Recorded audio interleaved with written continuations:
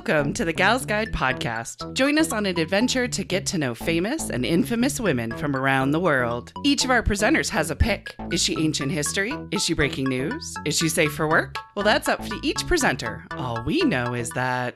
Fasten your seatbelts. It's going to be a bumpy night. Welcome back to the Gals Guide podcast. It is a new month and a new theme. Last time we recorded via two countries, the United States and Ireland. This month we are recording from 3 states. So we've got Indiana, Minnesota, and South Dakota are on the line this month. Our Sweeping the Midwest. I know we are. We're taking the whole Midwest. Yeah, okay. I love that our online connection is growing and that we have people listening and growing along with us. So our Rebel Gal era is in full swing. And this month, we are looking closely at personal change within that rebellion. So personal change can spark rebellion when a woman confronts her own limitations, hits that wall. She can then accept it or change her relationship to it. A transformation of mindset can lead to rebellion or inspiration or a bit of both. And you guys know I love a bit of both. So each of our gal pals this month has a pick of a gal that has experienced some kind of rebellious personal change, and they are going to share their story with you. So how about I introduce the gal pals for this month? So first up, she is president of Gals Guide and our head librarian, Bonnie Just Fillenworth, everybody. Yay! Yay! She's a unicorn. I like that, unless you could be a librarian. Yes, exactly. But, you know, the unicorn's is good second backup. But Bonnie, what is just one of your rebel plans for this month? This month is art fair month. I've got 3 art fairs in 4 weeks. Oh my gosh. So sell all those things. Yep. Yes, I like it. All Bring the things. paintings to the people. Like, you're going to be sharing all the ladies. Exactly. All the ladies in history. I like it. Very nice. In full color. Well, next up, it is our fabulous book club director and vice president of Gals Guide. Yay. It's Katie Young, everybody. Yay! Oh, well, thank you. Katie, what is just one of your many rebellious plans for this month? Yes. So busy rebelling. Yes. Actually, I had to confront a very traditional streak of mine in August, and it's part of my rebel plans for September. Sweet. Because my son, he's a middle schooler, which we all know middle school is the worst. True. Yeah, and he stuck it out through 6th grade, 7th grade at his local middle school. Mhm. And we really talked it through this summer with his 8th grade year, and it is his last year in middle school. Mhm. However, we decided to do a trial run with him doing online school. Nice. And I was surprised. I had a little bit of like a morning feeling, and I was like, because he's always gone to the local schools, and we had, at least in elementary school, it was a super great experience. So I did have a little bit of like more sadness than I thought I would, like turning in his iPad that had many of his school projects on it and different stuff like that. But I feel like it is a little bit rebellious to transfer to that online school. Yeah. He's kind of noping out of the system, kind of playing by his own rules, which seems to be a lot of online gaming and a very small amount of education. Okay. So my rebel plan for September is to help him. We made an education agreement with our family that included what he was expected with his education and also like socially, so he would still kind of get out there and not avoid everybody. So my rebel plan for September is to like really go over that with him and make sure we're on a great path where he's getting some social time and he's still on the right path with his academics, which actually he is doing awesome and is very self-motivated, but he works kind of fast. It really shows you how much filler there is kind of in the day at school, how much kids are doing that's not necessarily but so I'm gonna crack down because I went back to school, back to work in August too, and have been overwhelmed, and now I'm like, okay, We need some routine, Mhm. some rebellious routine for my son for September. I like it. It's kind of Nice. like the bowling kind of, the bumpers, you know what I mean? We just Yeah. need some guardrails in there. We're going to have fun. We're going to knock things around, but we need to stay within this And I want for the him to school like life. Yeah. we talk about personal change this month. Mhm. Um, it's I feel like it could be a growth opportunity for him because I pointed out like at school you would be eating their lunch and all of that. We don't have a dishwasher at home. So I'm Right. like, hey, if you're making your lunches here, you're making more dishes, you need to be responsible for that. I like So it. he's working at doing his own dishes, which he hasn't done previously. So now I have a whole bunch of dishes that are chipped.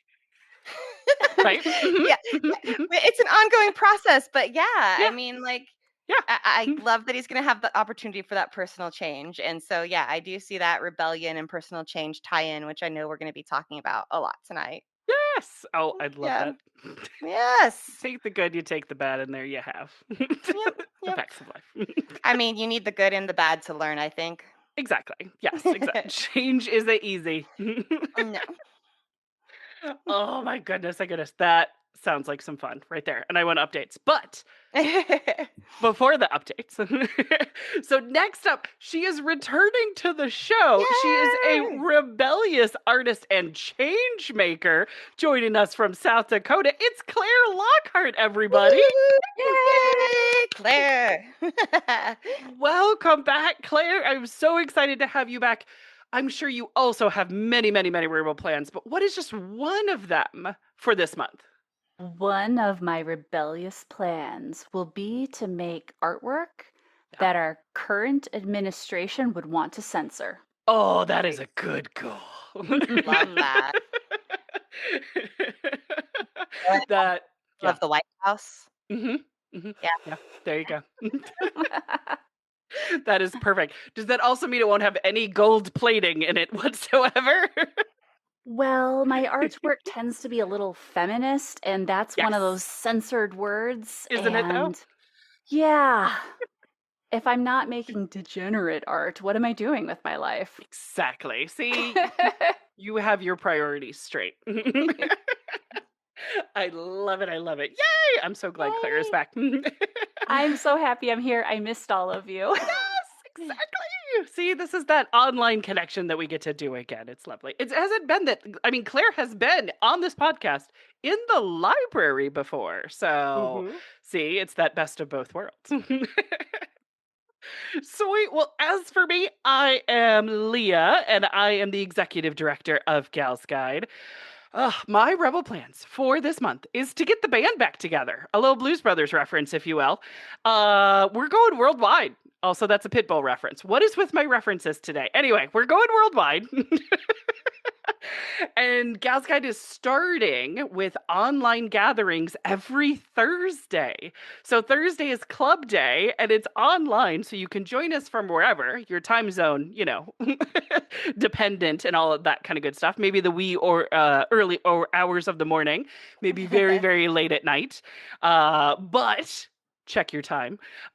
First up for us is Popcorn Gals starting September 18th. So our film club, we're going to be talking about Thelma and Louise, which I'm very excited about. See I how love that. that movie. I haven't I'm seen going it to in see how it holds up. forever. Yeah, I'm really worried about how it holds up, y'all. Well, it has been a while since I've watched it, There are but things I love about it that I don't know if it's in it. You know what I'm saying? Like yeah. I imprinted on it and it's not in the movie. Mm. So we'll find out. That'll be fun. Book club is reading Rage Becomes Her the following Thursday. I'm so excited. I'm like 1/3 the way through. I read nonfiction so much faster than I read fiction. I'm excited. Then the following Thursday, which would be the first Thursday of October, is our not so secret society. That's right. I'm finally starting one. It's been on my bucket list forever to start a secret society, but unfortunately, I'm telling people about it. So it's not so Yay. secret for now until it's secret again. But it's called the Galactic Sisterhood, and we meet online to cause some good trouble. So it's gonna be real fun. I'm super excited. I got like an outline and I'm working on secret handshakes. It's gonna be amazing. And then the second Thursday of the month is our BS Club, which stands for Bitchin' and Stitchin'. That's right. We're going to be a bunch of BSers. Fantastic. And you can come with any craft project. It doesn't have to be like sewing, but the BS part is hilarious, and people love a stitching bitch. So I'm like, well, let's take it up a notch with being BSers all the time. Well, it does help to stab something repeatedly, though. It So. does. I really like stabbing things where I don't go to jail for it. I really appreciate that in cross stitch. So all of this information of all the clubs of when they're coming is on our website, galsguide.org. Every Thursday, there's a way to connect with our silliness. So I really hope that people do a chance to bring people together. So speaking of bringing people together, how about we bring a podcast together and ask Bonnie, are you ready to go first? Yeah, I was just trying to think of a catchphrase instead of on Wednesdays we wear pink. Right. On Thursdays we do something. Yep. On Thursdays we clubbing. We do something at Gas Guide on Thursdays. Exactly. Thursdays We'll come up with at something. the club. Yeah. Up in the club. On Thursdays the club. It'll be great.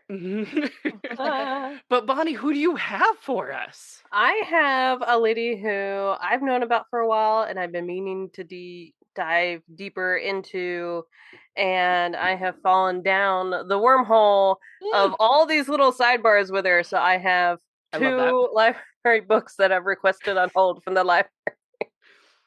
Fantastic. And she's a 4-name lady. Oh, okay. Yeah. Dorothy Mary Crowfoot Hodgkins. Whoa. Yep. I like the 4 names. Yes. She was born May 12th, 1910 in Cairo, Egypt. Ooh. She's a British lady. Her parents were archaeologists. Her mother, Grace Mary, specialized in like textiles. Okay. Like they would find remnants of textiles and she tried to figure out like how it was made, what it was made from, what dyes were used. And to do this, like she did like weaving and stuff herself to figure out like her, like everyone she knows seems like so awesome. And most of them are archaeologists. Well, archaeologists are pretty awesome. It's nuts. Gosh, I can't remember. There was something about like her parents too. Gotcha. Super awesome. I didn't write down what her father's specialty was, but he was also an archaeologist. They would travel around. That's why she was born in Cairo. She was the oldest of 4 sisters. Joan, Elizabeth, and Diana, who were all also archaeologists. Oh my goodness. It runs in the family. It runs in the family. And the other 3 sisters all lived to be in their 90s too. Oh, nice. Like I think the last sister, Diana, she was born in 1918. She died in 2018. And I'm like, that was just a couple years ago. That's some good DNA. It's crazy. And then Diana, I think, and they all married either other archaeologists, or I think it was either Joan or Diana also married like Arctic explorer guy. So like these people are crazy in the best way. And one of the little wormholes I went down, one of them married a dude named Payne, and I was like, oh, are they related to Cecilia Payne Gaboshkin? Right, because I know you love her. Like, oh, so close. Cecilia Payne's brother was around at that time-ish, I think. Mm-hmm. He was also an archaeologist. But is it like, that dude or not that dude? It is not that guy, because he ended up dying at like 34 from like a weird bacteria. Well, archaeologist. Like, you opened up the wrong tomb, my brother. But no, so it's at least not him. I don't know if it's further back the tree. Right, a cousin, right? Maybe. I was like, oh ho ho. But their parents were off archaeology for about half the year. I like it. So the girls either stayed with grandparents or with family friends, and they would write letters. And we have some of these letters. There's a collection of her letters, Oh, so it's adorable that we have, particularly to their mother, or at least the ones that lady was reading aloud. They were for her mother. They're talking about would it be? doing stuff at school and Oh, wouldn't it be interesting if they also wrote to their father, but the mother kept the letters? I don't know. Well, I don't even know if mom and dad were always in the same Yeah, that's site or fair. not. Yeah. Mhm. Um, but it sounded like Right. mother was passing along messages from father and stuff. Cute. Um, and because they were super duper awesome parents, they encouraged their girls to get an education, which was not particularly fashionable at the time. Mhm. Dorothy took a interest into science and chemistry in particular in school. Um, and in they were calling it secondary school, and I'm Okay. still trying to figure out where the things align. So I think Yeah. that's middle school, I Right. think, and maybe high school. Dorothy and another one of her girlfriends had to fight to join a chemistry class, which is usually reserved only for the boys. Mhm. The girls did needlework instead, because that's definitely equivalent. Right. Like, I'm very surprised they didn't have them doing botany, because that was very popular for girls at that time. True. That was the girl science that was allowed. Mhm. But they had to fight to join this class, and they got in, Sweet. despite the teacher of that class being a woman. Oh. Oh. It shouldn't have So been that hard then. you can teach a class, but you can't join it. Interesting. It was very weird. She went to Oxford in 1928, which was only 8 years after they stopped giving women titular degrees. Oh, the titular degree. So she got there just at the right time. To get a real, honest to A goodness. real degree. Yes, there you go. A whole ass degree. Yes. Did she have to needle point the degree though? Maybe. Well, she didn't take that class. So No. she didn't get to stab anyone. No, I mean maybe with scientific instruments, maybe. Yes. And at the same time, in her like third year of school, the school got a X-ray crystallography machine, Ooh. so she got to play with that for her like senior thesis project. And she ended up being published in Nature as an undergrad, Hey. which is super awesome. Yeah. I still have a beef with Nature. I've not forgiven them for Watson and Crick. Fair. But she's published several times as like an undergraduate and graduate student. Like before she gets her PhD, she's published in Nature several times. Cool. And I don't know. It seemed like that was very uncommon, um, especially for a woman. Right. I really want to dig down the wormhole and see like when did Watson and Crick first get published? Was that their first publishing? Like, But that's just spiteful, and I love it. she also attended Cambridge, and she got married in 1937 to Thomas Hodgkins, but she kept using like several different versions of her name. Mhm. Sometimes she would still use her maiden name, sometimes she would use her married name, sometimes it would be Crawford Hodgkins. At one point, they were talking about she went to go give a lecture and she's very heavily pregnant.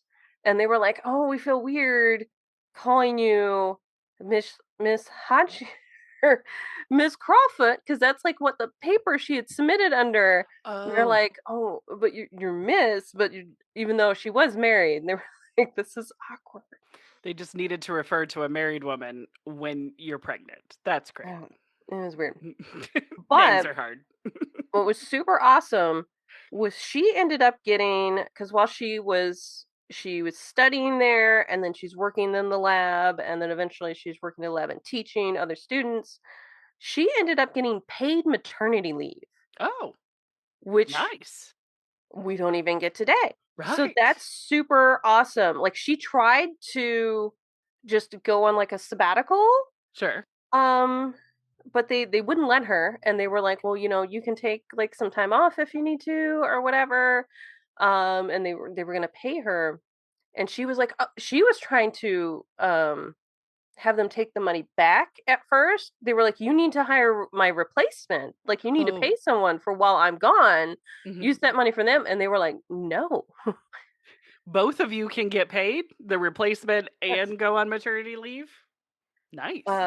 But she worked in the lab. She was doing her research with X-ray crystallography, and she's teaching at the same time. One of her students was Margaret Thatcher. Oh, hey, the Iron Lady. Yeah. Sweet. Mixed feelings about that. So one of the other little wormholes I was going on, I was like, Franklin's in the same college around the same time. Yeah, Rosalind Franklin. Franklin's Yeah, there yeah. from like 41 and 45. So it sounds like she's just like 5 or 10 years before her, but they Okay. were like in the same work environment by the time Nice. that. So in my head, they're besties. Of course, And of I course. don't think that they were. They did converse because I remember reading something about Franklin went to her, I think a little bit before Photograph 51, when she was also working with the X-ray crystallography, and they had conversations at work, Sweet. which I thought, Colleagues. like, in my head, they got to be besties because Franklin was very sociable, like outside Mhm, of the lab. Like she had a little group of friends. Like they would travel together. They would do super awesome stuff. mhm. And everything I've read about Dorothy is like she's just the nicest lady ever. Like everyone loved her so much. Oh, see? So I'm like, they have to be besties. Exactly. Write that fan fiction, girl. Oh, I need to write that book. So with X-ray crystallography, this is when the theory of like an atom is still kind of science fictiony. Like they're Okay. like they're pretty sure it exists. They haven't quite figured out exactly all the stuff with it. But they are able to take a substance. I'm not sure if it needs to be like, no, some of them are molecules. They're not just like pure one substance. Gotcha. Um, but they're able to crystallize them so they're all like lined up and in order. So then they can and then they glue it, I think, to like the end of like a little stick on one end of the room. Yes. And then they have some kind of X-ray machine at the other end of the room. And I think sometimes there's a tube, but they shoot X-rays at it, and they have like almost like photographic paper behind it, Okay. and the way that the pattern, it like casts a shadow, and you can see where at least one moment in time those little particles were, and they Ah, have to take many many photographs of the same thing to then try to like different angles mhm. mathematically figure out exactly the position of where everything is. Ah, to be able to model it then in It's some nuts. way. Okay. And then there's something with these little strips. I'm trying to remember what they're called. That's another thing that I want is a little box of these little strips that they would use to put next to my glass plates from the Mhm. the Mhm. Harvard computers. Um, they're like Bose Lichman strips or something like that, Okay. and it's like a little box of little like a key guide to help you figure out like the what exactly little measurement went with everything. Ah, interesting. So I like it. it's a whole crazy process. But she ended up working with penicillin and vitamin B12 are her big ones that she worked on. Penicillin was a big deal Mhm. because this was right before, like right the early days of World War II. Okay. So they're wanting to Help make, infections and yeah. yeah, because so this to figure out exactly where the molecules are and what they're doing, help them to be able to synthesize it, to be able to produce more. Nice. And then vitamin B12, it like if you they've got pictures of her little models, like little wooden models that she built. That thing is so complicated. It's this big like cornucopia of things. Like, this is nuts. And while she's working at the lab, she got word that some women who got like grants to study stuff for science, hmm as soon as they got married, their grant funding got cut. Like, I don't think like all the way to zero, but I think they got cut to 2/3 of what men were. And Mm. she wrote a very angry letter She wrote a strongly worded letter. to whom it may concern, Don't take my um, money. talking about how this is ridiculous. hmm hmm That married women are still like they're still there and they're doing the work, Yeah. and you wouldn't dare do this to two men or two women who are renting a flat together. The hmm household expenses are still the same. I think she was even making the argument of you should actually probably pay her more so now she can get help around the house and still continue to do her work. Business. I like it. She ended up winning the Nobel Prize in Chemistry, being the third woman ever to do so after Sweet. Marie Curie. hmm I meant to look up I don't know how to pronounce her daughter's name. Oh, yeah, that's It's right. like Yeah. it's like Inoct, something like that. Yeah. And it's Oh, probably French as well. And I was told that my face doesn't work that way. I let's was see. told by a French teacher to not learn any more French. Let me look up her name because I'm gonna To feel say? bad. I mean, is it possible? Because is it the T at the end is like Colbert where you don't say the T? So, It says it's Irene. I thought it was Irene. like her middle name is Irene. Jolicoct. Oh, Oh, okay. She well, went, Irene. Irene. There it is. Way less My face complicated does than it work on does. that one. Irene, I'm gonna say Yeah. Jorloker. Uh-huh. That's what I'm gonna say. Fast and confident. That's how you do French. So she's only the third woman ever to win a Nobel Prize in science, and the stuff I was listening to came out around 2020, and at least at that point, she was still only the only British woman to have won a Nobel Prize in science. Gotcha. I haven't checked to see if that's been overturned. It'd be great if it had. Right? In the last 5 years, hopefully. She had been nominated several times before, and she did not share her prize with anyone. Nice. Um, that's pretty. It's Rare. pretty common for you to share a prize with up to two other people, so there can be three people. Mhm. Which is also why Watson and Crick were trying to be like, well, we couldn't nominate her because it was only three people, and we had to also nominate this other just rando dude in the lab. Yeah, okay, but you guys were horrible and you know it. Sorry, I'm talking about Watson Crick. And the headline read, "Housewife wins Nobel Prize. What? Mother of three wins Nobel Prize." And she was actually a grandmother at that time. Oh my, And it's a every time she Nobel got Prize. nominated, she thought it would be hilarious because she was like, I bet you the headlines are going to be like, Grandma wins Nobel Prize, is what she thought it was going to be. Oh my god.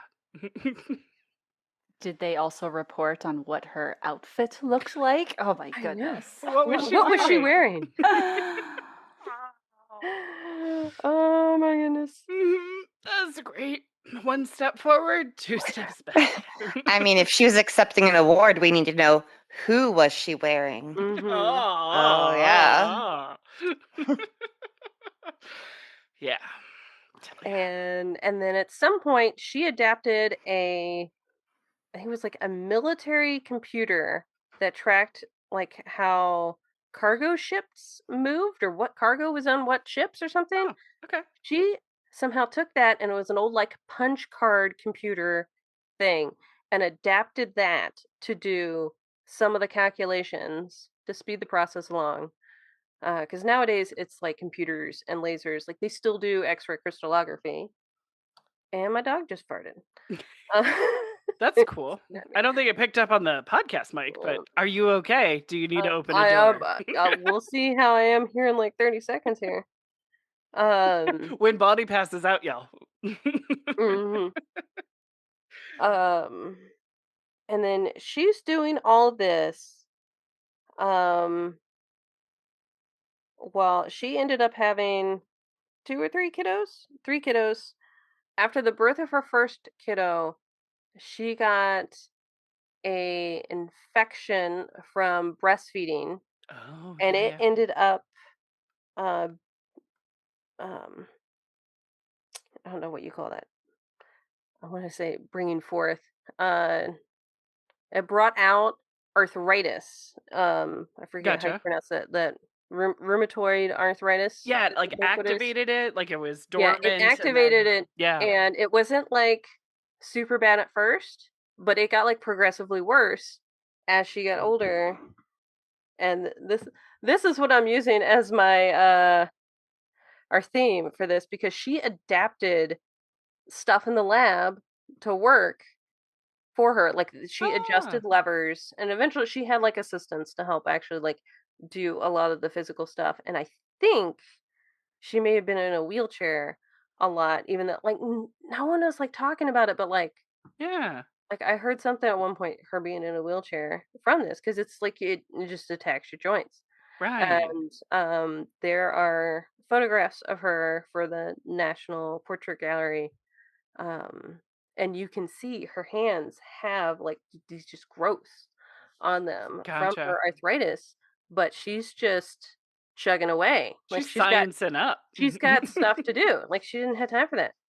Aw, Um, but she ended up, she won the Nobel Prize.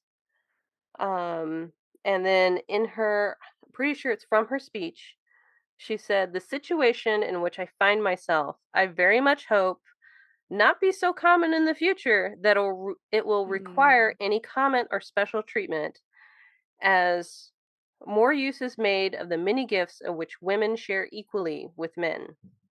beautiful. Yes. And what year is it? 1964, which is Okay. 2 years after Rosalind Franklin should have won her first Nobel Prize. Correct. Correct. Yeah. And then another thing I was listening to said that they think if Dorothy had lived a couple years longer, because I think that's right before they started giving them out after you die, Oh, yeah, the she probably posthumous. also would have won a second one. Oh.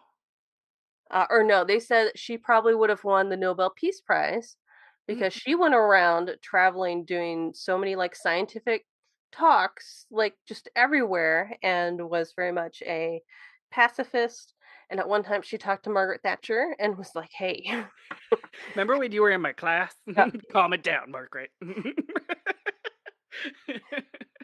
But I don't know if she ever made it to the US, but I know at one point she was not allowed in the US Oh, for a period of time because of, gosh, is his name McCarthy? I yeah, can't remember McCarthy. if the male guy is the same as the communist guy, but her husband at one point belonged to the Communist Party. So Oh. they were like, "No, you can't come in." Yeah, they're on a list. So she went to like China and Russia instead. Mhm. Yeah. There you go. Oh, fun. Yeah, McCarthy era. Mm. But she ended up dying July 29th in 1994. And I think that put her at like 84, 85, something like that. Goodness. So still not as long as her sisters, but still really Yeah. long. Mhm. Like I was trying to think, like if her sister died in 1812, Mhm. like if any of those sisters had kiddos, they're probably still alive and probably remember Aunt Dorothy. Like Right. this, this is crazy. Amazing. So she was still working right up until when she passed away? I haven't heard anything about her later life, but I don't I don't think she would have stopped, because Yeah. they were trying to get her to stop for maternity leave. They kept telling her like, "Hey, you need to like take a vacation," and she was like, "Oh yeah, well after I finish this thing, like I'll I'll take it." That go-getting workaholic tendencies. Yes.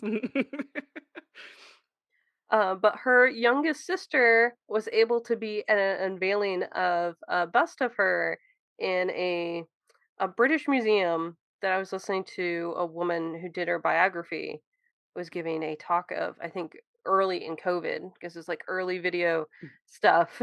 The museum's closed. You can see it like closed behind her. But they did an unveiling of her bust of Dorothy, of Dorothy at 2010. Her sister had lived in Canada, and let's see, if she lived to be 100, and so she was 92, came over from Canada to like pull down the cloth because this museum, they have like statues of all these dudes outside. There's like Darwin and stuff, and someone was like, there's no ladies. How about one lady? One. So she ended up being the first lady, and I'm kind of like, but you did like the bust, so like everyone else has got full statues. Sure. But she is apparently now, after they did that renovation when they closed at COVID, she's like in the main hall. Huh. So she's like right there. Sweet. But yeah. So yeah, I've been diving down the wormhole of X-ray crystallography stuff. And like, I remember reading a book, like a physical book, a couple years ago. And I thought it was Rosalind, but it could have been Cecilia Payne Gaposchkin. I was looking up the years later. I don't think it was Leah. One of those ladies, I remember they were traveling from the US back to the UK on a boat, and it happened to be on a boat with Dorothy, and I was like, oh my god! And like at first I was like, it had to have been Rosalind, but I was like, she already knew her, so it would be Right, that. they were in the same school, so yeah. So I'm thinking it might have been one of the Harvard ladies. I don't think it's Leah because I think she died too soon. Do you think it could have been Annie Jump Cannon? Because she lived a good long time too, but yeah. I think Annie died early on in the Harvard computer. Like she kind of set stuff up and died pretty early, I think. Gotcha. Wouldn't have been alive to see this Yes, this I next don't think it was generation, Annie. if you will. Yeah. But now that's just driving me nuts because I was like, I remember reading that in a book. Like, where was it? Like It's in a good thing page. that we all don't read too many books around here. Why do I imagine Bonnie with all these strings and photos, and like next time she tunes in to record the podcast, Mhm. it's very conspiracy theory behind her connecting all the dots. I like it. Yeah. It's but I've got 2 books on order from the library. You'll find to it. read on her. Because one of my next things I'm going to do is Ladies of Science, and they're going to be in the like periodic table, and each lady's going to be an element and stuff. So I have to figure Nice. out As an art project? Yeah, Yes. a little series. Beautiful.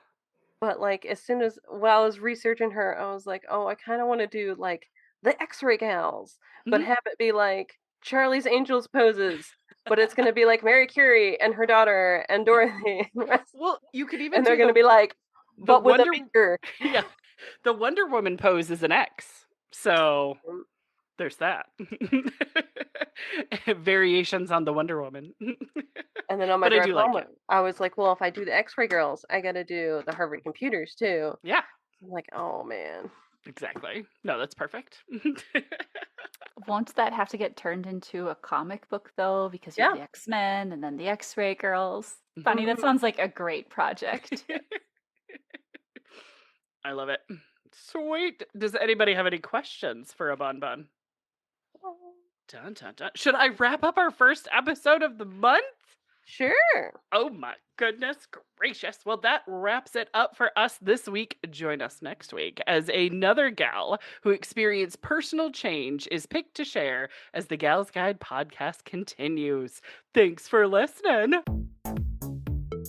That's another chapter in our Rebel era. Thanks for being here. If you loved learning about women's history today, don't stop. Discover even more wise gals and untold stories at galsguide.org. Until next time, keep sharing women's stories.